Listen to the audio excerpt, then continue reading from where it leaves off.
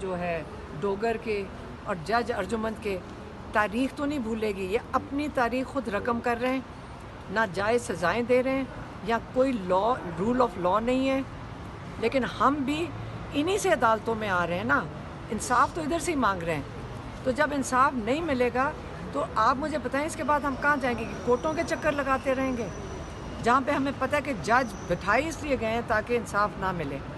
اور آج اس جج نے, منہاس نے, یاد رکھیں جج منہاس کو, خود یاد رکھیں گے یہ کہ جو جج منہاس ہے جس کو خاص لایا گیا اسی کام کے لیے, اس کو پتہ ہے کہ یہ عمران خان کو 1 سال کم سے کم, یہ اور جج ڈوگر صاحب مل کر کم سے کم 1 سال عمران خان اور بشریٰ بی بی کو جیل میں رکھنے کا پلان بنا کے یہ کر رہے ہیں. کیونکہ اب سزا ہوئے گی اڈیالہ میں عمران خان اور بشریٰ بی بی کو.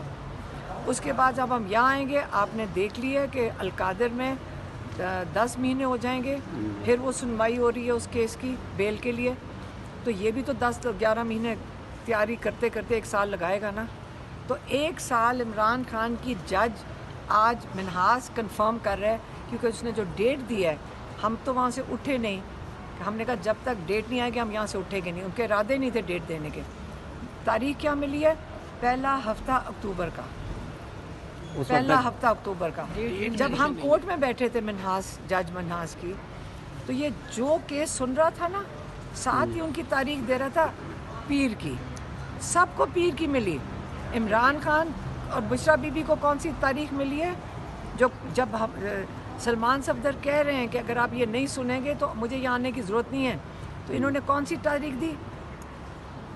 پیر کی بجائے پہلا ہفتہ دیے. واپس آنے کی ضرورت کیا ہے؟ کیونکہ ان کو تو سزا ہو جائے گی اس سے پہلے. بریت کا کیس ہے, اس سے پہلے سزا ہو جائے. آپ سب کہہ رہی ہے کہ یہ پلان ہے, یہ سالا پلان کے تحت ہوتا ہے. یہ پلان کیسے ٹوٹے گا, یہ پلان کیسے ختم ہوگا؟ آپ مجھے بتائیں کہ اور یہ کیا ہے؟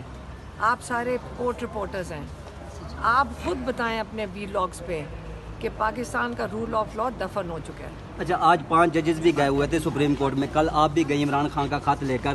تو یہ دروازہ جو آپ نے کل ذکر کیا تھا کہ آخری دروازہ ہے سپریم کورٹ کا, وہ دروازہ کیسے کھلے گا انصاف کے لیے؟ دیکھیں, اب یہ ججز کا ضمیر کے اوپر ہے.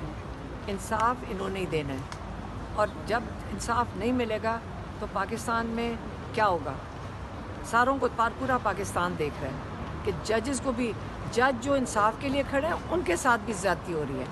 یہاں پہ ایک جج فیصلہ دے رہے, ان کے جو انہوں نے خاص 3 نیچے سے اٹھا کے لائے ہیں جج, ہاں خاص لے کر آئیں. یہ 26ویں ترمیم کا تحفے ہیں جو یہاں بیٹھے ہوئے ہیں. تو اس 26ویں ترمیم کے تحفے کا نتیجہ یہ ہے کہ ایک جج اگر دیتا ہے تو آپس میں اس کا ججمنٹ کو اوور ٹرن کر رہے ہیں ایک ہی دن میں. عمران خان کی تاریخ مل رہی ہے پہلے ہفتے اکتوبر میں.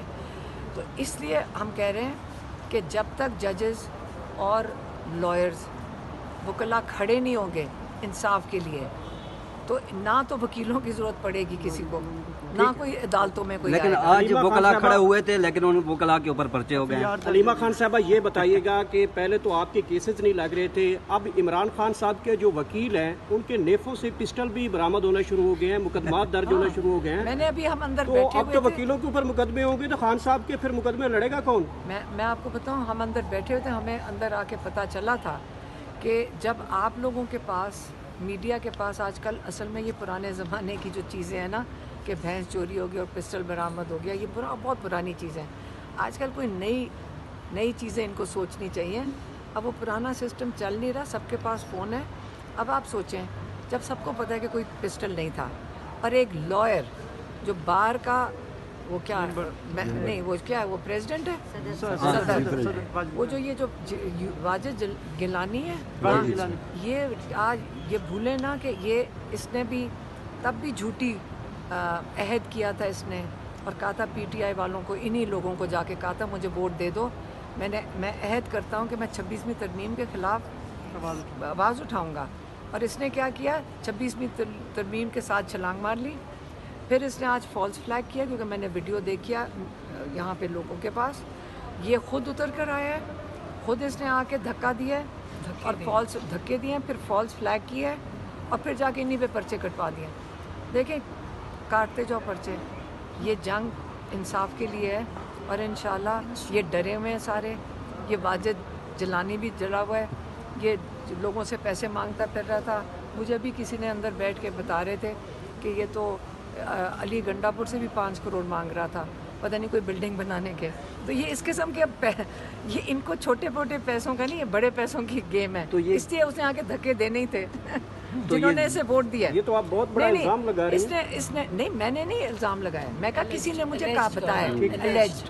اللیجڈ ہے، کوئی اندر ہمیں لائرز بیٹھ کے بتا رہے تھے اللیجڈ ہے نا، تو انہوں نے مجھے بتایا، میں نے وہ آپ کو بتایا. دیکھیں میرے اوپر اور 4 پرچے کٹوا دیں، ہمارے اوپر تو پرچے ہی کٹ رہے ہیں، میڈیا والے بھی کاٹ رہے ہیں، لائرز بھی کاٹ لیں، کوئی رہ گیا تو وہ بھی آ جائے. شکریہ.